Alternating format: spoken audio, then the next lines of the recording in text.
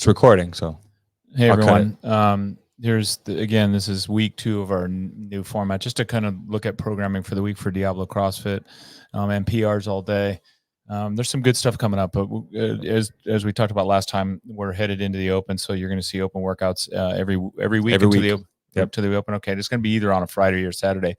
Diablo's doing Friday night lights, so I love the fact that it shows up on when it shows up on a Friday, but Saturday too is good too. As long as we're building to the week to get anticipation up for doing the workout, gets people comfortable with it, and makes it much easier to transition into a Friday night lights or a Saturday main event. Practice the way you play. Yep.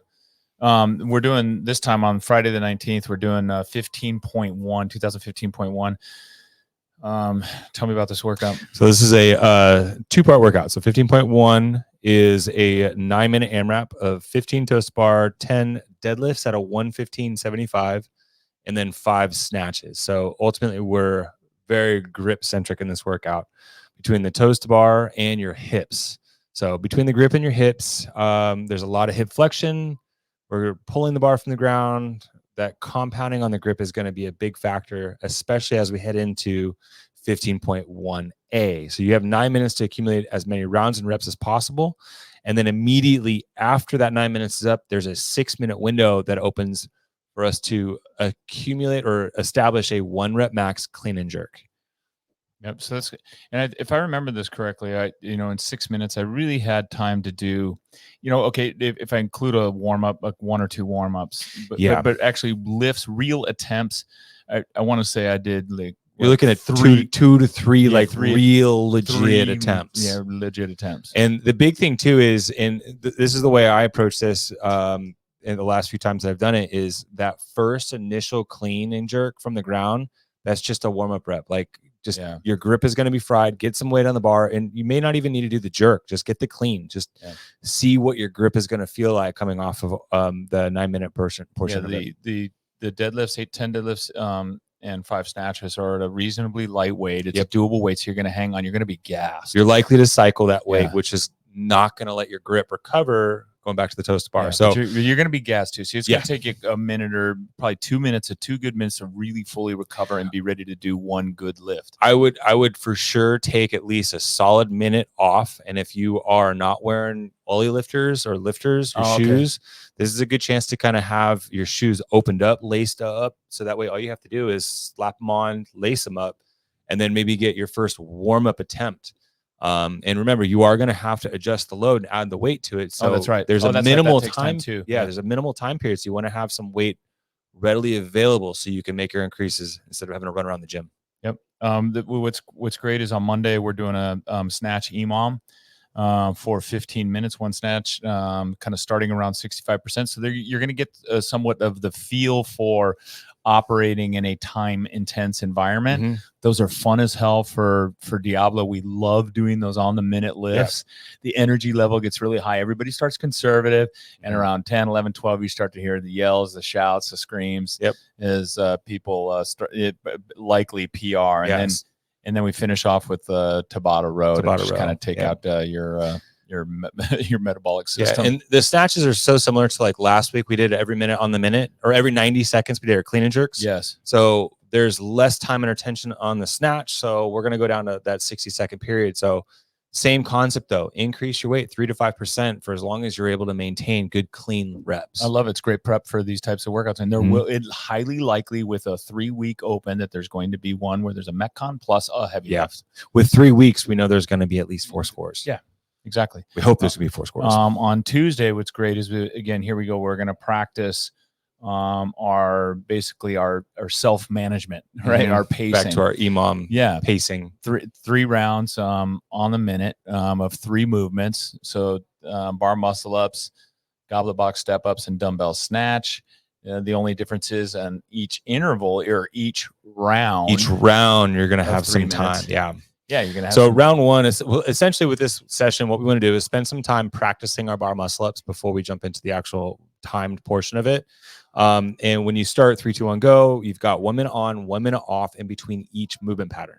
So that first round, you got a minute off between each movement. Round 2, you're down to 30 seconds, and then round 3, we're just going 3 minutes straight through. 3 minutes straight. So ultimately, that first round it's really easy to send it, but just try to keep in mind, we want to establish a baseline or a rep range that is going to be somewhat sustainable throughout the next couple rounds. Yeah, that's cool. You can, it's learning how to manage yourself, give yourself an idea, because dumbbell snatch is highly likely to show up. Yep.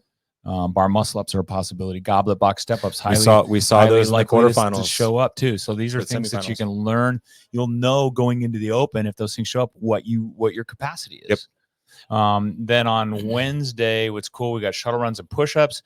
Shuttle runs, I think shuttle runs, it's important to practice the shuttle runs. So this is great that we're seeing those in a workout. Learn to get a little faster, or learn to manage your cardiovascular system. This one's definitely going to be a managing, because I mean, we're coming off the push press, so we're building up to a heavy effort on a set of 3 for the push press, and then we're likely to feel that fatigue from the heavy lift going into the push-up. So it's really important that we maintain quality mechanics during those push-ups and hold ourselves accountable to the standards. Chest fully to the ground, full extension to the top. And remember, every rep starts and ends at the top of a push-up. Yeah, this is an opportunity to practice and work on your push-ups. Plank to press. Yeah, plank to plank. Yeah, called a plank press. Start at a plank, drop down, push back up in a plank position. Those thigh push-ups aren't going to fly if push-ups show up in the open. Then on Thursday, we're moving into front squats, and then another short 10 minutes, six rounds Metcon, which is a back and forth with air bike and ring rows. Yeah, so this is going to be very, very pulling, very pulley.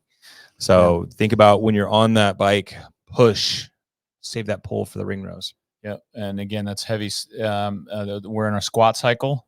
Yeah, so this is our secondary strength. We're going front squat this week. Yeah, so this is the same essentially same setup as last week's, the back squat. Every second minute, we're just switching the bar over to the front rack. I like Saturday's workout. That's a great Saturday workout.